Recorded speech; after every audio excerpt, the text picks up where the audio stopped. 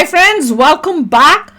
Mahakumbh Mela Prayagraj 2025 UP government करेगी 25,000 करोड़ की कमाई। ये तो हमने भी सुना है कि मतलब खर्चा जो जिस हिसाब से लोग तो खर्चे पे रो रहे हैं कि इतना खर्चा क्यों कर रहे हैं। इसमें उसकी जगह जैसे हम सुन रहे थे कि भैया हॉस्पिटल बना देना चाहिए या फलानी चीज कर दो, वो कर दो। तो ऐसे जो होते हैं ना पैसों के भूखे, उनको ये बताना बहुत इंपॉर्टेंट है कि जितना खर्चा कर रहे हैं ना उसके उल्टा अगर तुम कमाई देखो इसमें तो तुम्हारी भी बोलती बंद हो जाएगी। और वैसे तो उनको तो ये बोलना चाहिए कि भगवान की नाम पे या भगवान की जगह पे पैसा कहाँ कब से आने लग गया।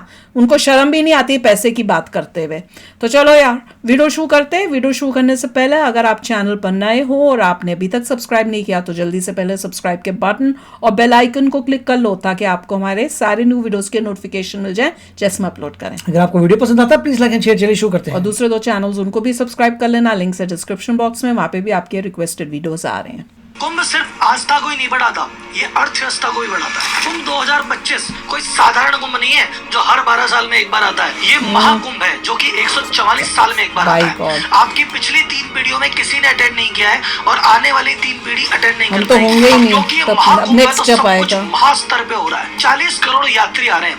यूपी गवर्नमेंट ने 5500 करोड़ रुपए का बजट बनाया है मात्र 45 दिन के लिए, यानी 120 करोड़ पर डे गवर्नमेंट खर्च करेगी। इसके अलावा 2100 करोड़ रुपए केंद्र सरकार ने अलग से दिए हैं। लेकिन ऐसे नहीं सिर्फ खर्चा होगा, इन 45 दिनों में यूपी गवर्नमेंट को 25,000 करोड़ की कमाई भी होने वाली है। और ये सिर्फ यूपी गवर्नमेंट की कमाई है जो सरकार के खाते में जाएगी। पूरे राज्य की अर्थव्यवस्था 2-3 लाख करोड़ से बढ़ेगी मात्र 45 दिन में। हजारों लोगों को रोजगार मिलेगा और लाखों लोगों का धंधा बढ़ेगा। बड़े बड़े अयोध्या में भी तो यही हो रहा था। का बजट रख रखा है कुंभ में खर्च करने के लिए। आईपीएल के बाद दूसरा बड़ा इवेंट है जहाँ इतना खर्चा किया जा रहा है। तो इस महाकुंभ से आपके अध्यात्म को तो बल मिलेगा ही, लेकिन अर्थव्यवस्था को भी बल मिलेगा। बट कितना? यूपी गवर्नमेंट जो 25,000 करोड़ कमा रही है, ये किस किस सोर्सेस से कमाएगी?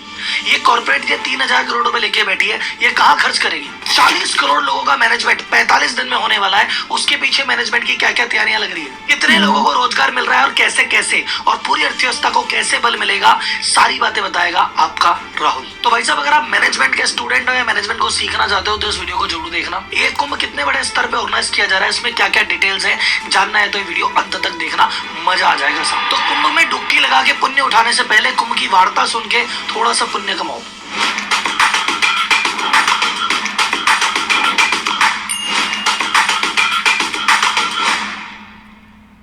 सबसे पहले तो कुंभ को समझिए। कुंभ होता है 3 तरह के। अर्ध कुंभ 6 साल में एक बार, पूर्ण कुंभ होता है 12 साल में एक बार, और होता है महाकुंभ 144 साल में एक बार। तो अब की बार का ये महाकुंभ हो रहा है 13 जनवरी से लेके 25 फरवरी तक। तो भाई साहब अपने परिवार के साथ अगर आप इसको मानते हैं जरूर जाना, क्योंकि ये मौका आने वाली 3 पीढ़ियों को नसीब नहीं होगा। अब इसमें कमाई कितनी होगी, खर्चा कितना होगा, जानने से पहले देखते हैं वहाँ पे व्यवस्था कैसी है। महाकुंभ में किस तरह का मैनेजमेंट हो रहा है, किस तरह की तैयारी हो रही है, इसको समझने के लिए 2 फोटो दिखाता हूँ। एक तो ये फोटो देखिए, ये अभी की स्थिति से 2 महीने पहले की थी ये, और अभी कुंभ चालू होने के स्टेटस है ये। अब यहाँ से यहाँ कैसे हुआ और क्या क्या हुआ वो बताता हूँ। अब तो टेंट बनवा दिए वहाँ से पहले मोदी जी ने भी रिसेंटली 5500 करोड़ के प्रोजेक्ट का उद्घाटन किया है जो कि इंफ्रास्ट्रक्चर और एमिनिटीज के लिए वर्क कर रहे हैं। कुंभ में 2019 में 25 करोड़ यात्री आए थे, अब की बार 40 करोड़ आने वाले हैं। कुंभ का जो पूरा एरिया है जिसको महाकुंभ नगर बोला जा रहा है, वो पिछली बार 3200 हेक्टेयर का था, अब की बार 4000 हेक्टेयर।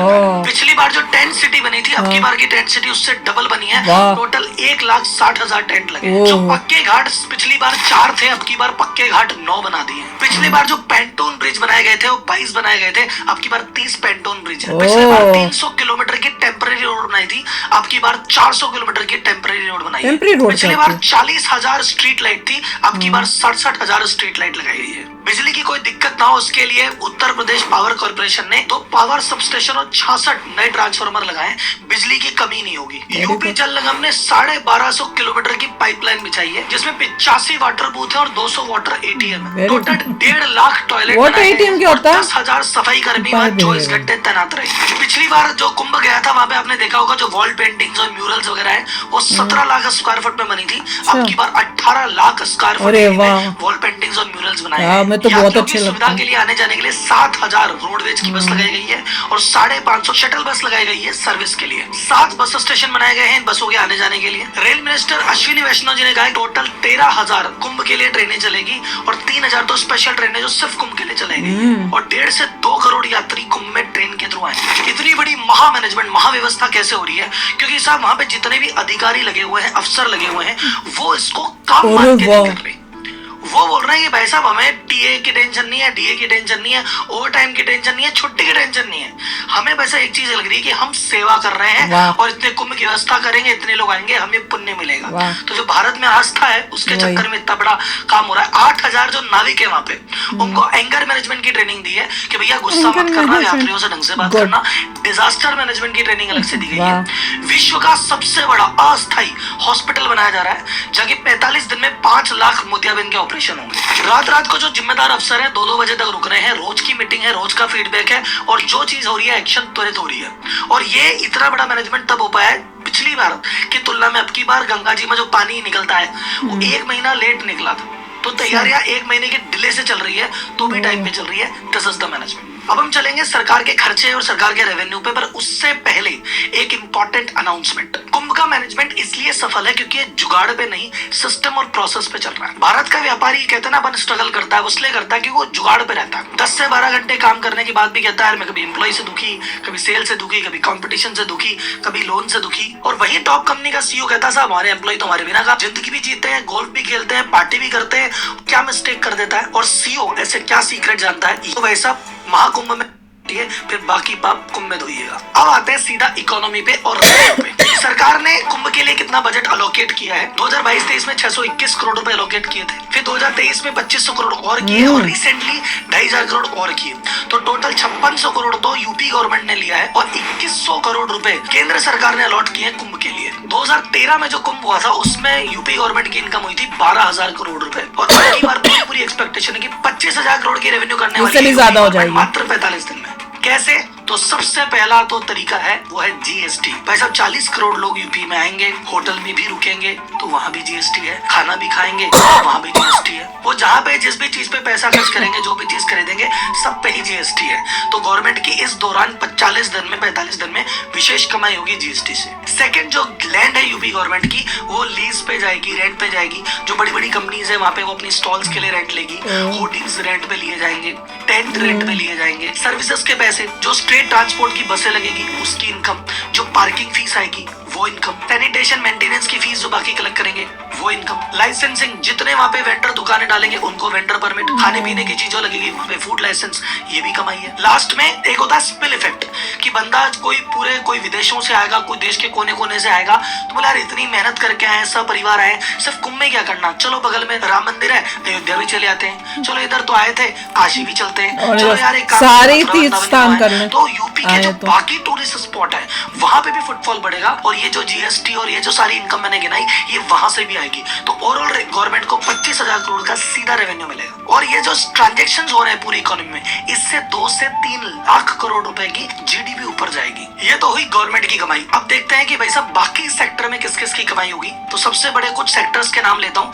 जिनको कुंभ का विशेष फायदा मिलने वाला है। पहला तो भाई साहब होटल, तो होटल में रुकने वाले होटल हमेशा जैम पैक्ड रहेंगे। फिर भाई साहब जो टेंट कंपनीज है जो टेंट प्रोवाइड करती है टेंट भी फुल रहने वाले हैं। फिर उसके बाद इतने लोग आएंगे तो भूखे नहीं रहेंगे तो रेस्टोरेंट खूब चलेंगे। तो जो पक्के रेस्टोरेंट है वो भी चलेंगे, ढाबे भी चलेंगे, रास्ते में आने जाने वाले हाईवे खूब चलेंगे और वहाँ पे जो स्ट्रीट वेंडर घूमते हैं, कोई चाट पकौड़ी वाला, पताशी वाला, बेलपुरी वाला, सब कमाएंगे। फिर जो स्ट्रीट वेंडर है, चाय की स्टॉल, पूजा, माला, प्रसाद, फोटो, तस्वीर, सब बिकेगा। एयरलाइन कंपनीज की रेवेन्यू बढ़ेगी क्योंकि फ्लाइट सब फुल चलेगी, उसके किराए की भी प्राइस बहुत ज्यादा बढ़ जाएगी डिमांड सप्लाई की वजह से। तो एयरलाइन कंपनी के प्राइस बढ़ने वाले हैं। इंडियन रेलवे को बहुत ज्यादा बेनिफिट होने वाला है टिकटिंग रेवेन्यू से। बसेस कंपनी, चाहे सरकारी बस है तो सरकार कमाएगी, प्राइवेट बस है तो वो भी कमाएगी। जो छोटी मोटी गाड़ियां रेंट पे चलती है ये भी बहुत कमाने वाले हैं। और जितने भी टूरिस्ट पॉइंट है वहाँ की टिकटिंग से और आसपास के लोगों को भी बेनिफिट होने वाला है। अब बात करते हैं कॉर्पोरेट स्पेंडिंग की। तो अब अब की बार कॉर्पोरेट के लिए आईपीएल के बाद एक तरह का मेगा इवेंट है और ये टोटल 3000 करोड़ का बजट लेके पूरा इंडियन कॉर्पोरेट बैठा हुआ है। तो आप जहाँ भी जाएंगे आपको जगह जगह होर्डिंग्स मिलने वाले हैं। कंपनियां अपने अपने स्टॉल्स लगा रही है वहाँ पे, कोई वर्चुअल स्टॉल लगा रहा है, कोई लॉन्च बना रहा है। कंपनियों ने अपने अपने स्पिरिचुअल पैक्स लॉन्च कर दिए हैं, वहाँ पे अपने डिस्ट्रीब्यूटर बैठा दिए हैं। तो कुल मिला के इन सारी मेगा चीजों से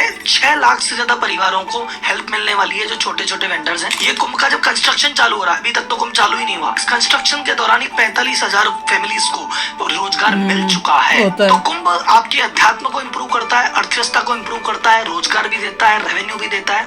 तो कुल मिला के इसमें सभी पाप धुलते हैं और जाने कितनों के पुण्य का उदय होता है। तो मेरा मानना है कि अगर आप इसको कुंभ को मानते हैं, जानते हैं, तो एक बार अपने परिवार से डुबकी लगा के जरूर आए।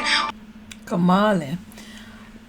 एक होता है जो 6 साल बाद आता है, एक होता है जो 12 साल बाद आता है, और एक होता है महाकुंभ जो 144 ईयर्स के बाद आता है। मैं तो जितनी बार ये सुनती हूँ मैं कहती हूँ कितने भाग्यशाली हैं वो लोग जिनको इस बारी का। देखिए इकोनॉमी तो काफी आगे जाएगी, इकोनॉमी तो जाएगी ऑब्वियस। हर चीज में पैसा लगता है, हर चीज में। मैं तो पैसे का सोच ही नहीं सकती जहाँ भगवान जी का नाम है। पता नहीं कैसे लोग इसके बारे में बात करते हैं। मैं तो कहती हूँ दुनिया देख रही है कि देखो कितनी श्रद्धा है लोगों में। देखिए किसी को आना है तो उसे कपड़े खरीदने हैं, कपड़े प्रेस, बैग रेडी करने हैं, फिर ट्रांसपोर्टेशन का है, टिकट लेके वहां पे आना, फिर रहना, खाना, आसपास देखना, मतलब वहां पे भी शॉपिंग करना। भगवान जी के पास आए हो तो आपको होगा कि मैं मूर्ति या कोई ऐसी चीज लोगों के लिए प्रसाद लेके जाऊं जब वापस जा रहा हूं। पैसा स्पेंड करते हैं तो ऑफ कोर्स उस पर टैक्स लगता है, टैक्स लगेगा, गवर्नमेंट का पैसा आएगा, विच इज वेरी गुड। और ठीक है, गवर्नमेंट को पैसा बन रहा है मगर वो सेवा भी जबरदस्त कर रहे हैं। एग्जैक्टली इतनी अच्छी अभी हमने जो वीडियो देखी जिसमें दिखा रहे हैं कि प्रॉपर उन्होंने अरेंजमेंट्स किए हैं, उनके लिए रेस्ट रूम्स किए हैं, लोगों के लिए, कईयों के लिए जो नहीं अफोर्ड कर सकते उनके लिए फ्री चीजें की हुई हैं, फ्री बसेस की सर्विस दी हुई है, इतना कुछ दे। टोल्स कह रहे हैं कि सड़कों पे जो टोल्स है वो भी उन्होंने फ्री कर दिया, कोई टोल नहीं लेगा इस टाइम। और लोग जो है वो असली फीडबैक देंगे, जो देख के आएंगे, बोलेंगे कि हमें बहुत ही अच्छा लगा, कोई प्रॉब्लम नहीं हुई, लोग बताएंगे नेट रिजल्ट क्या था। और खासकर मुझे तो वो सुन के इतना अच्छा लगा कि जो रास्ते में दीवारों पे जो भगवान जी की पेंटिंग्स और वो सब बनाई होंगी, कमाल है यार। पूरा अयोध्या जैसा फील आ रहा है। और ये तो हर साल, हर बारी जब होता है ना, हर साल तो नहीं मतलब हर बारी जब होता है, हर बारी और बेटर और बेटर, और मतलब ऐसा होना चाहिए कि लोग बोले यार ये क्या, कहाँ आ गए। ये तो ऐसे लग रहा है भगवान जी के पास ही पहुंच गए हम लोग। कमाल है यार, दिस वॉज जस्ट अमेजिंग। और देख लो भैया, श्रद्धालु जो आते हैं वो पैसे के लिए नहीं है, वहां पे पैसे नहीं है, वो तो अपनी श्रद्धा के लिए आ रहे हैं। और उससे बाकी लोगों का भी अगर सुधार हो रहा है या उद्धार हो रहा है तो उससे और क्या बढ़िया बात है। तो चलो यार, आप भी शेयर करना अपने थॉट्स। चलते हैं, मिलेंगे नेक्स्ट वीडियो में बहुत ही जल्द। Till then take care and bye bye. तो अगर आप मेरे इस चैनल पे नए हो तो जल्दी से सब्सक्राइब के बटन को हिट करो और बेल आइकन को क्लिक करो ताकि आपको मेरा जब नया वीडियो मैं लगाऊं आपको उसके बारे में जल्दी से पता चल जाए।